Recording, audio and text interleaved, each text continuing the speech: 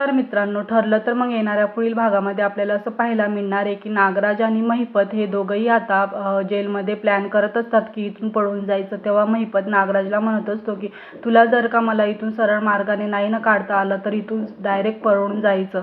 तर दुसरीकडे इन्स्पेक्टर सावंत यांच्यासमोर आता एक स्केच आलेलं असतं आणि आता ते स्केच पाहताच तिथे जयेशही उपस्थित असतो.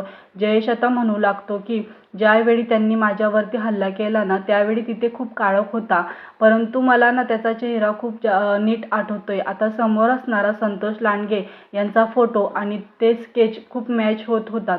तेव्हा आता इन्स्पेक्टर सावंत यांना कळतं की हा हल्लेखोर दुसरा तिसरा कोणी नसून संतोष लांडगेच आहे. तर दुसरीकडे आता अर्जुन घरी आलेला असतो आणि अर्जुन आता विचार करू लागतो की पुढे काय करायचं ते. तर संतोष लांडगे आता लोणावळ्याच्या पोलीस कस्टडीमध्ये आहे असं आता तो सायली आणि चैतन्याला सांगत असतो. तर सायली म्हणू लागते आता तिथे अशी एखादी व्यक्ती जायला हवी की ज्या व्यक्तीवर प्रियाला संशय सुद्धा येणार नाही. तर चैतन्य म्हणू लागतो ती व्यक्ती धाडशी हुशार अशी व्यक्ती असायला हवी जी त्या संतोष लांडगेला चांगला धडा शिकवू शकते.